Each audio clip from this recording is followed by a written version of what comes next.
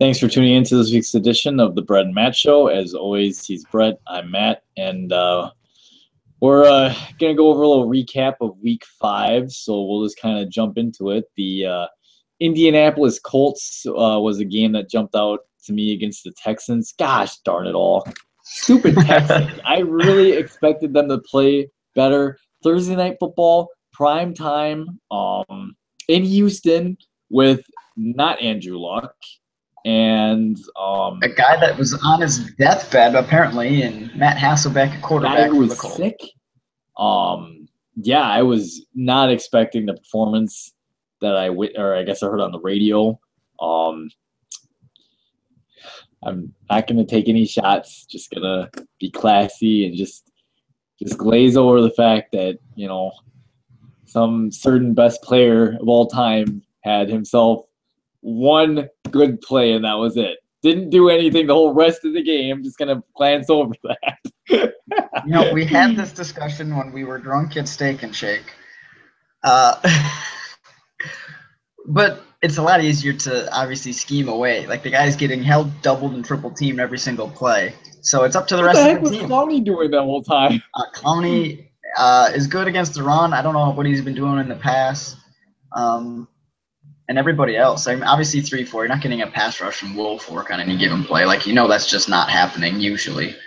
But one of the 3-4 outside linebackers, other than Clowney, or the other defensive end, Jared Crick, somebody's got to do something.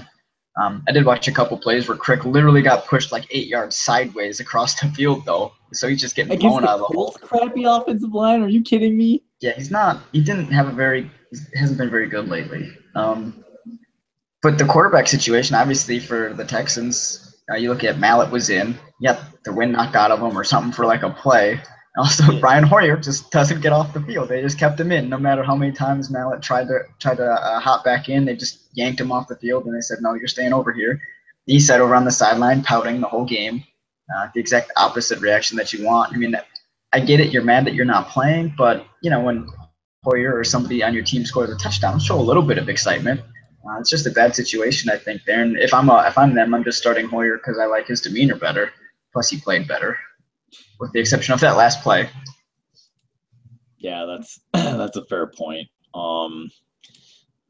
Looking at some of these other games, we had some. Man, I was gonna say, I tried to tell you, Brett. I tried to tell you, Andy Dalton and the Cincinnati Bengals. Hey, hold up. Oh my goodness. After 3 quarters, you were like, fuck, should have listened to Brett, weren't you? I did not. I didn't say anything. You were in the car. That. You're in the car. You and Kyle are checking the scores, and you're like, shit, Brett got me on the Seahawks game. You did. You had to have, right? I may have been a little nervous, yeah. But you look at that. What did they score? Like 17 points in the fourth quarter or something? What the heck was the Seahawks offense doing? Not moving the ball or anything, going 3-0, just giving the ball right back? Come on. Basically, they went in the shell. They went in the shell a little bit, which, as you and me have discussed many times, is Russell Wilson does better when they open up the playbook and do some things. Play conservative, just hand the ball off. Exactly. And, Thomas Rawls had an okay game. He had that big 69-yard touchdown, I think, or 65. Yeah. Gained well over 100 yards on the day. But in that fourth quarter, they didn't do enough offensively to keep the defense off the field, their own defense. And then the defense when they were on the field also didn't make the plays. Hell, I even think Cincinnati had a huge touchdown or a long play called back because of a penalty, which would have given them the lead even earlier, which might have actually helped Seattle. Maybe. But I was, obviously real disappointed in that. Cam Chancellor had a bad game. I know when he came back, he had a couple of pretty big impact games. But this last week, he gave up a ton of catches for a lot of yards, including a touchdown, just beat repeatedly. So he needs to step up that performance, as well as the whole rest of that secondary, I think, a little bit. Sherman, I don't think, is playing to the level that we've come to expect from him either. Yeah, I don't know what's – they got back Cam Chancellor. I was thinking – that defense was going to be back to being its dominant self, and they just – I really don't feel like they have yet. Not sure what's going on with Seattle. As most people know, they did go to back-to-back Super Bowls, and it is super hard to go back-to-back-to-back. So, yes, just overall history is not on their side, I would say, as far as that's concerned. As far as some other interesting games I can think of, the Bears against the Chiefs. The Chiefs lost Jamal Charles for the year. That's obviously a major blow. And the Bears show a little bit of life in getting their second win against another AFC West team. And what's weird is I remember it was obviously a joke, but we were like, oh, maybe the Bears will just be that last team to get a win because of how bad they were playing. And then all of a sudden they've reeled off 2 of them already. And like you said, that Jamal Charles injury is just awful. Niles Davis has been a guy that Kansas City's been like talking about for a long time, but when he gets the opportunities, never actually really performs even close to as good as we expect, and obviously not as close to Jamal Charles. So now they have this other guy, what's his name, Charkandrick West, I think his name is, who's probably going to get more carries than Davis is. So that's kind of an interesting thing to see there. But with that whole offense, that's just devastating because they don't really have. I mean, Kelsey's good and obviously Macklin's good, but for whatever reason, that offense has been pretty poor. And losing your best offensive playmaker is going to make that a bit more troublesome for that team to win, which was a team that we expected to compete, I think, in the West. Yeah, I agree. I believe you had them doing pretty well, if I remember, and I had them being in last, and I think they're going to be in last. I don't know how. It's either them or the Chargers are going to be in last. Or Oakland. That fucking division is terrible, Jamal Charles, are you kidding me? Come on. It's going to be Kansas City. The Raiders are better than Kansas City. Say what you want about the Chargers. Dude, somehow the Chargers offense is ranked like in the top 5 in the league. In fact, I think they're ranked like top 3. Joe Rivers knows what he's doing, man. They're running the offense through Phillip. He's changing plays. He's getting them to the right position to score points. Melvin Gordon's getting more involved as the weeks progress. So I think he needs to be more involved. They also don't run an offense, I don't think, that's necessarily suited to him out of the shotgun like 90% of the time. Which I don't know why you draft a guy and then put him in offense that's not suited to his style. But hey, whatever. That's just great GM work right there. But I get it. Obviously, when you have Phillip Rivers, I think one of the most underappreciated quarterbacks of at least our era. Running the show, you're just going to let him do his thing. And until then, whenever he retires, Gordon will have been in the league a couple of years. And at that point, maybe it'll become more of a running focused team. But for now, it's got to be run through Phil. A quick side point I just want to ask you about while we're still on this topic. If Phillip Rivers had 1 Super Bowl ring, do you think he would be a Hall of Fame candidate or at least discussed? Probably. Yeah, I think so too. And you talked about him being an underappreciated guy. I mean, he's got that really goofy release, but, I mean, the guy puts up pretty solid numbers year in, year out. I mean, he's always going to throw picks just because it's kind of how he is, but, I mean, he's a pretty darn good quarterback too.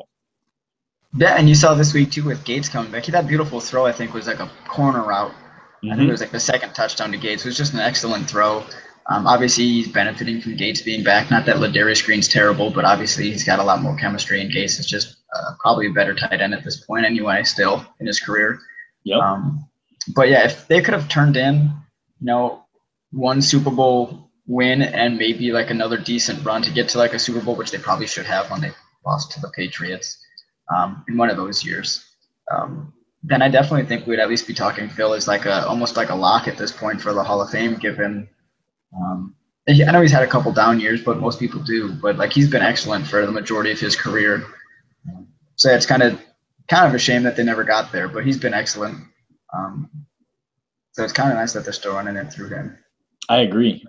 Another really interesting game that actually came down to the wire was the Giants and 49ers, and Eli Manning throwing a touchdown pass in the closing seconds of the fourth quarter. I happened to catch the end of the game, and it was pretty exciting. I mean, they ended up bringing Beckham Jr. in, who was hurt, and I think they just brought him in just to distract everyone else. And Manning kind of looked over to the left, and I guarantee you that he knew he was going to throw the tight end seam route anyways, regardless of what it looked like. Looks over to the left and just slings it over the middle of the field, right over Navarro Bowman and the other linebacker. And Donald's a guy that can go up and make a play. And, yeah, it was pretty exciting finish. Yeah, and I mean, I don't know.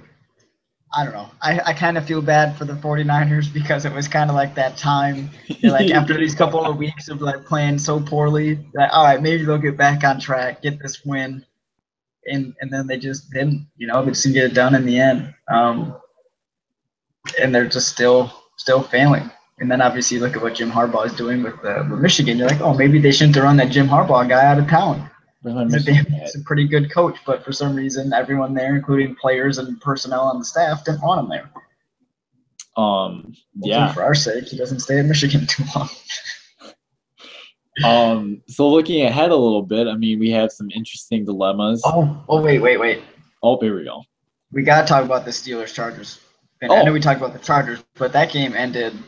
Correct, yes. In a very interesting way with Bell taking that snap,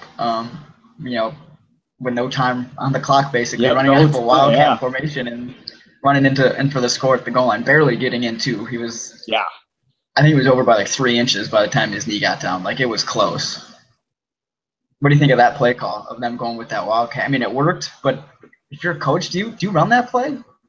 Honestly, I mean, obviously it worked. I know you are probably more aggressive of a play caller than I am in Madden. We're just going off Madden things. But I gotta say, I mean, that's such a risky call. I mean, especially when you're in the situation the Steelers were in, where, I mean, you've lost now. What they lost to the Ravens. Did they lose the week before too? The Steelers. Yes. Yeah. Let me look at that. They have lost. I think so there's 3. No, they must have won the week before because they lost to the Patriots in week 1, and then they lost in the Ravens. So, but they, if I mean, they could have lost another game, if I mean, the Rams game was close. It was 12-6, and this game was 24-2. So they're, very close to having a 1-win team. With a team that we thought would be scoring 35 points a game with a healthy Roethlisberger.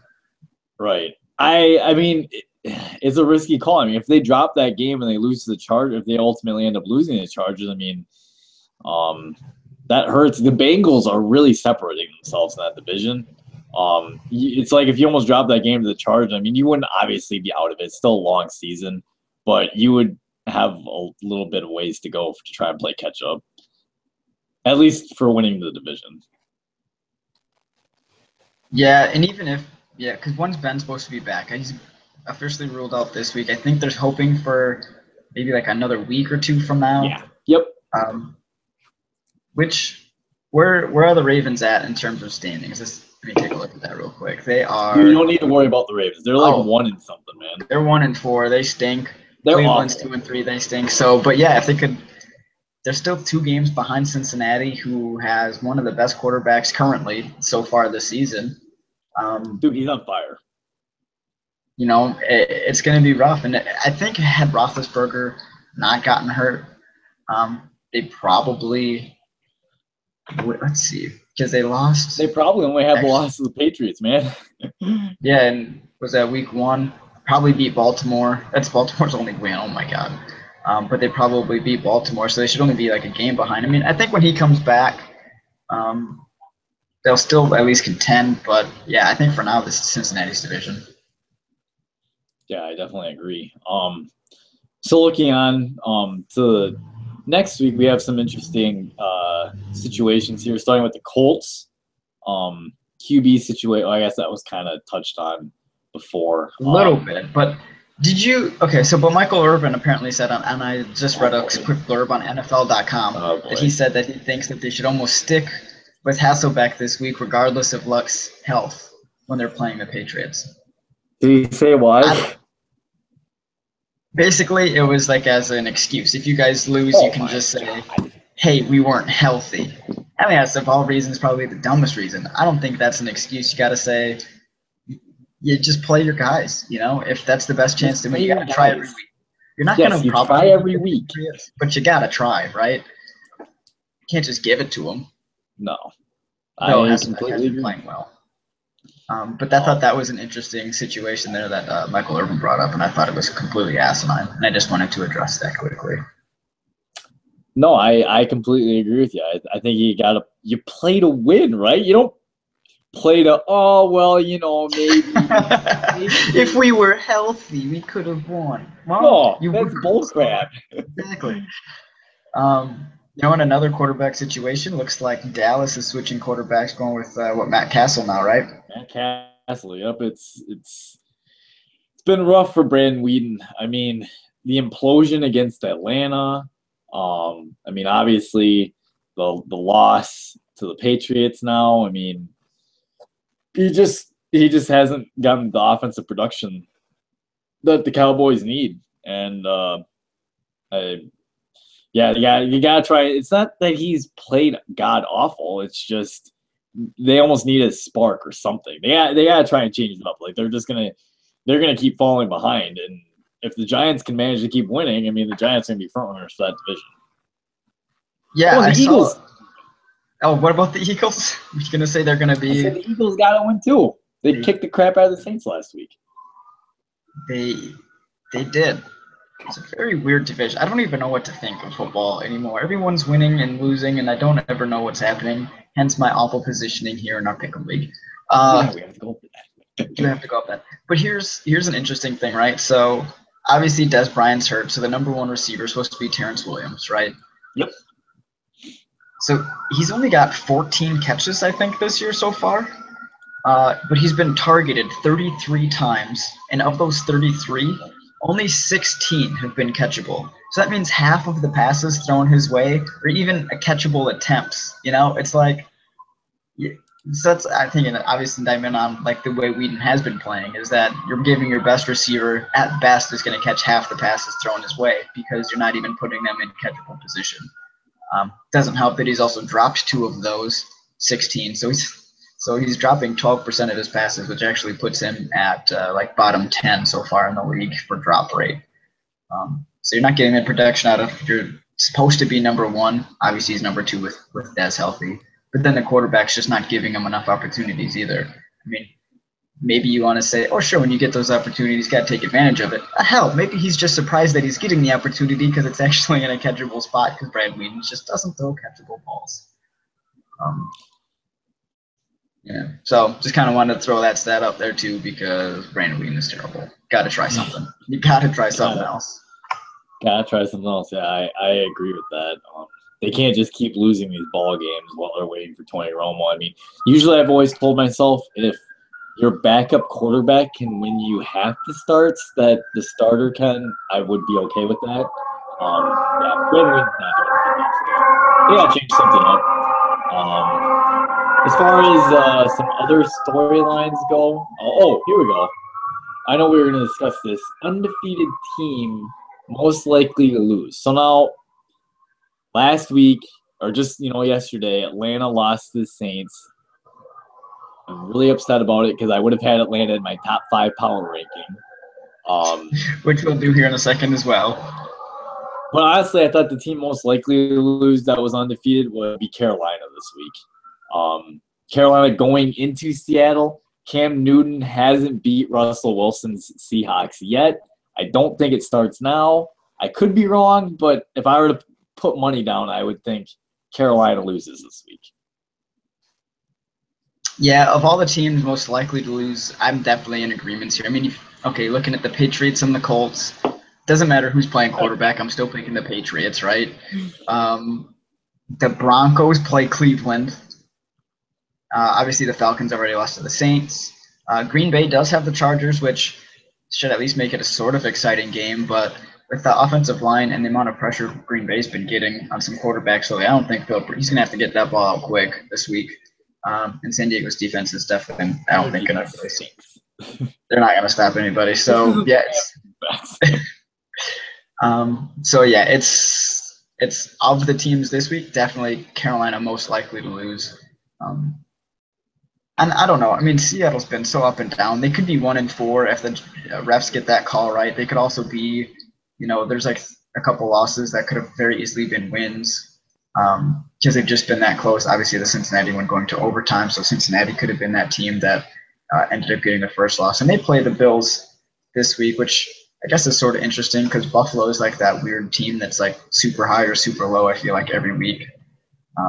But Toronto. Well, and we don't know if Tyrod Taylor. Yeah, I'll say MCL sprain.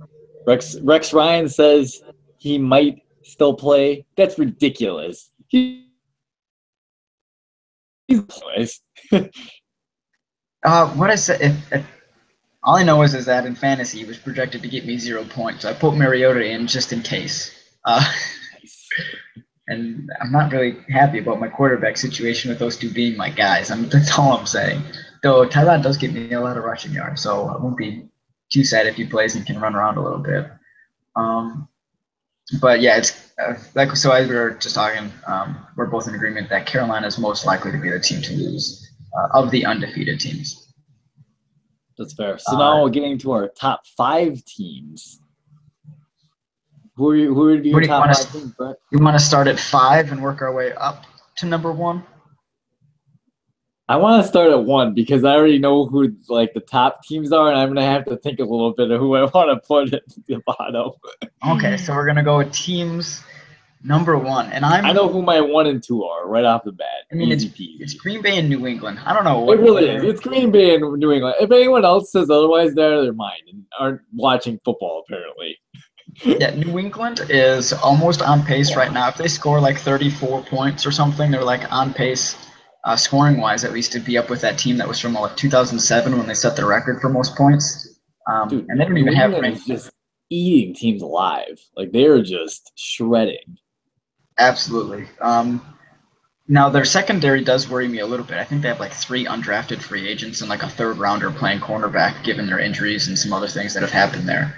You do have to wonder if at some point that will catch up with them. I mean, I don't know. Could that be this week with the Colts receivers? Maybe, but I don't see it. But I mean, that's got to catch up with them at some point. But I mean, that offense and the way they've been playing overall, their linebackers I think are really, really good too. I almost want to put them in front of Green Bay, but I love my boy Rodgers, so I'm just gonna keep Green Bay 1 and New England 2. You know what? I'm a Packer homer, and I think I would put the Patriots ahead of us. They're the defending Super Bowl champs. I mean, they haven't shown me anything to make me change my mind otherwise that they're not going to get back there. I feel like, but when I say like the Packers 1 and 2, I mean like we're talking 1A and 1B. Like the Packers are right there. The thing that surprised me about the Packers so far is their defense has played lights out. Yeah, it was. Really, I mean, after the Bears game when Matt Forte kind of lit them up a little bit. Yeah. But since then, I feel like they played really well. I know Gurley had 1 big run last week, but every other run other than that was like 3-4 yards. There wasn't really much else going on. That was like pretty average day overall, with the exception of that 1 run. Foles was busy throwing the ball to the other team. I got Green Bay's defense, baby. Woo! Quentin Rollins, pick 6. He's pretty good, dude. They made some good picks. I know we were like, who the fuck are these guys during the draft? Oh, my God. Your boy Lance Kendricks tipped the ball up to Clinton Dix. That was after – who tipped it first? Someone else tipped it first. And it was this guy named Joey Thomas. Okay, Tipped it first. And then Lance tipped it. God, Nick Foles was just so bad, though. He was awful. Dude, if I'm him, though, I'm probably throwing that ball really, really fast before people are ready to, because he's getting hit. I know Clay Matthews actually ended up getting fined. He did get fined. For a supposed By the way, hit. You tweeted out that stupid play Gurley made where he threw Matthews, because Matthews like jumped up in the air to try and get by him, and Gurley picks him up and slams him on the ground. Like, come on, his momentum was already carrying. It's not like it was that impressive. He basically just kind of assisted his lift up and then let him fall. It wasn't even like he picked him up and body slammed him like you see a linebacker do to someone that tries to hurdle him, which I do in Madden, and I always get thrown around. It's hilarious. But Yeah, it was like the most overblown, oh my god, play of the week in like any sort of sporting event that I had seen. So I gotta say one more thing about the Packers here before we get off this topic. Or get done with this team. So did you see what Aaron Rodgers said about his? Because obviously everyone's made a big deal about the home streak, not throwing interceptions. You know what he says? He says, "Well, I threw one, so I figured I might as well throw a couple." I was like, what do you mean you might as well throw a couple? No, he's just getting them out of his system. He's just preparing for another 2-year run. He did not sound like he was super happy with the way he played, actually. Yeah. I mean, the first one, shit happens. Like, he even said, like, that stuff happens when a lineman or someone gets bats a ball out of a tip. Yeah, that there's a good chance it could get picked off. The second one, though, that was definitely on him. Yeah. Definitely. And he had a fumble, too, which I don't know. That's not Bakhtiari. That's not Bakhtiari. That's not his fault. He wasn't even done with his drop back. So anyway, I guess we decided, team 3. You know what? You're gonna laugh at me. I'm rolling with the Bengals, man. I tried to tell you last week. Andy Dalton, the red rifle, man, getting it done. I'm not going to laugh at you. I'm going to agree with you. Oh, my God. Bro, you can't agree with me. You can't agree with me on everything here. Because we might. We're literally – and I think that's just kind of the way that the season to this point's played out. But because my number 4 team I'm going to put there is Denver, whose defense scares me. But Peyton Manning is a very average quarterback right now. So the reason I'm putting Cincinnati in front of Denver is basically the quarterback situation, which sounds – of anything more laughable. Doesn't that just sound ridiculous? Dalton's in front of Peyton Manning, but he is, and it's really not even that close. It's not. Dude, Peyton Manning is holding the team back. I'm telling you right now. God, I wish I could disagree with you, but I don't know what to tell you. Like, Denver's defense is awesome, and in fact, if there might be one team that might give New England trouble, it might actually be Denver, because I don't think New England's just going to pass their way right by Denver the way that they are everyone else. And like you just mentioned, New England's secondary, a little bit worrisome. Like, Peyton Manning might be throwing hospital balls, but the receivers for Denver are still really good. I think that would be a fun matchup, Denver against the Patriots. That might be a Denver defense that can at least slow down New England a little bit. It still wins championships, right? So, is that legit? I don't know. Did New England won the Super Bowl last year, beating the number 1 defense, right? True. That's a fair point. That's true. So the year before that defense New also England still had to have a good defense, right? They had Revis Island. They did have Revis Island. Oh, by the way, I know before we had discussed a little bit about if we did take Sherman or Revis, or it's not even close. Sorry, Sherman, but Revis. You're taking Joe Hayden regardless. I'm not. Oh my God. Joe Hayden. Oh boy, he's hurt. Okay, give him a break. He's playing hurt. That's fine. I still like Hayden as a corner. Your 5th team. We'll assume we didn't know that Atlanta lost. Honestly, that would have been my 5th team. But since we're playing for shits and giggles and I have to pick someone new, dude, the Cardinals are just running through teams. I don't know what to think of them, okay? I mean, they managed to lose to the Rams probably because Matthew was busy spitting out of his mouth and talking about how the Rams should be better than their record is. And, well, guess what? They beat you for saying that. So I don't know. I'll be fair, though. I would have said Atlanta, personally. That's just me.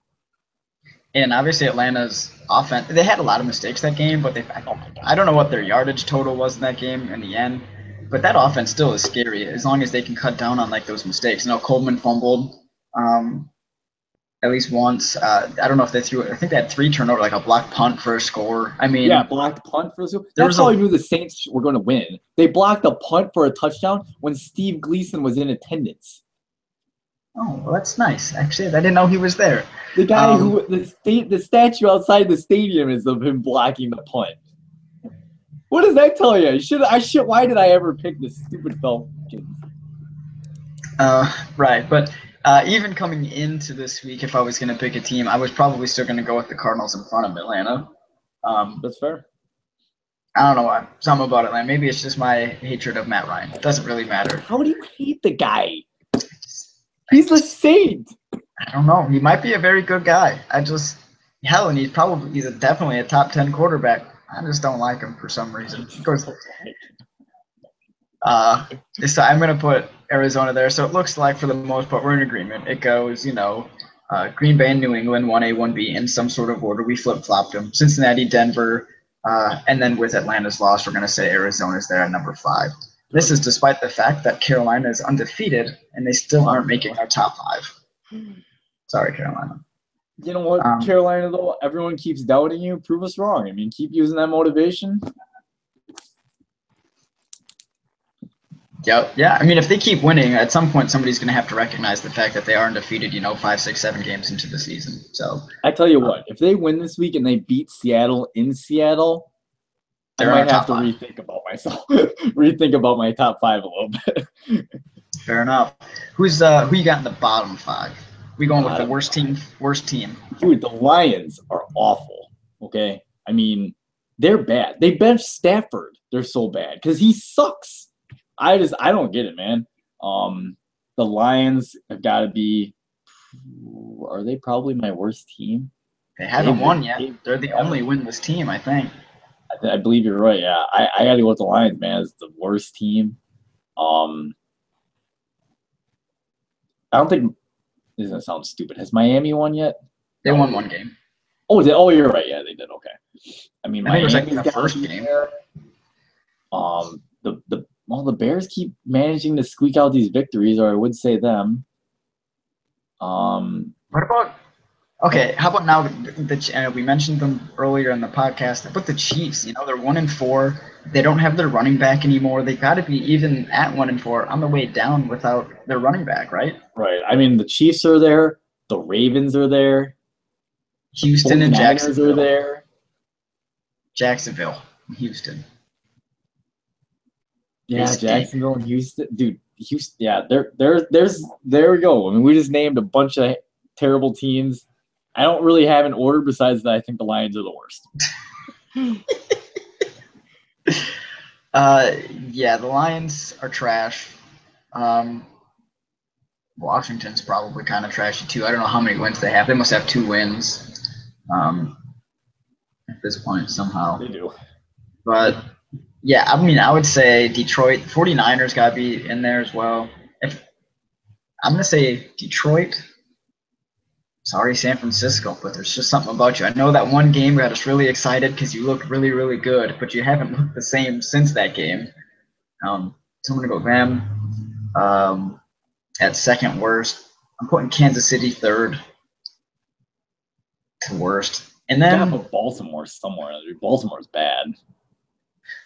They lost to the Browns and Josh McCown. Are you serious? I'm going to say it's Jacksonville and then Houston. Those are rounding it out. Really? And the reason I don't have Baltimore there is, there's like 7 or 8 teams that have 1 win, I think, 1 or 0 wins. So there's a lot of really bad football right now. Yeah. I'm looking at this right now, though, at like the point differential. Jacksonville's been outscored by 52 points in 5 games, so 10 points per game. And Houston's at 38 in 5 games, so it's about 8 points a game. Like they're not really mostly even that close of a game. Of course, if I was doing that, Chicago's been outscored by 56, but they happen to have some wins, very, very close wins. But when they lose, they get obliterated. And that's basically my reasoning on that. Is I'm not going to put Chicago down there or Baltimore just because of the point differential in those games. That's fair. So looking at our leaderboard here for our Pick'em League, gosh darn it all. In first place, we have St. Pat's Revenge sitting by himself at 52 picks. Then there is yours truly in second place at 50 picks. And apparently, there's actually several of us with 50. I don't know what made me be in second, if it was tiebreakers or what, but me, and then there's Jeremy's terrible picks, Lars, Tsunami. All of us are at 50. Then we have Arthur 10 at 49. We have You go, Joe Ryan. At 49. We have Lost in the Saucy Pants Party at 48. Who the fuck is that? I don't know. In ninth place, we have Lisa's. In 10th, Brad. Oh my god. In 10th place, we have Sparta Olson's. Oh, my mom. Where the heck are you? You know where you are? Beating. You're at number 11 at 45. Yeah, and I mean, after that, we have Dub Boys at 41. We have Go Pack at 40. The Legend at 40. Ray Rice Retirement Plan at 36. And the other two people that are in second to last and last don't look like they probably filled out their picks. So we'll just assume that they didn't. Come on, Henry. You're letting me down, man. But yeah, I mean it's a tight race at the top still. Gotta admit, it's tight. Brett, you're still in this thing. You're only, you're not very far down. You're only 7 points away from the lead or from tying the leader. Just gotta get some wins. Gotta get some wins. I should have picked New Orleans last night. I didn't. There was only one person to pick New Orleans last night, and that was Lost in the Saucy Pants Party. Which I don't see Deflate Face up here anymore, so I'm guessing that was Riley. It very well could be. I think Lars may have changed his name as well. So there are a couple name changes, but dang it. Second place is not good enough. I need to get in first here. So there you have it. We'll look forward to breaking down next week's games. Go over our pick'em again. Hopefully, Brett gets some movement into the top 10. Doesn't let his mother beat him. No, it's her first year. I'm being nice, okay? Beginner's luck. Yeah, until next week, you guys just enjoy the weekend. We got some exciting football, college. Enjoy baseball if you're enjoying this baseball stuff. Obviously, some really exciting stuff going on there. Thank you, Cubs, for beating the Cardinals. Now, if you lose, I don't care. So that Schwarber bomb on the roof was pretty awesome. Come on, Matt. You like that play a little bit. I do have to admit, I like that guy, but it's the Cubs. It's worse than cheering for the Cardinals. Is it, though? It is, because there are Cubs fans all over the freaking place. It's ridiculous. Yeah, but it'll be bad in like 4 years when all those guys sign big contracts, probably somewhere else or something stupid. Or they all because it's the Cubs. They're a big market team. They can afford that kind of stuff. We can't. Oh yeah, you're right. We suck. We'll always suck. That's okay, unless we get lucky, like we did with Braun and Fielder. Get through the draft, and then they just leave, or they start taking steroids, and that suck when they get off the steroids. It's all true. Yes. But yep. Until then, we'll see you guys next week.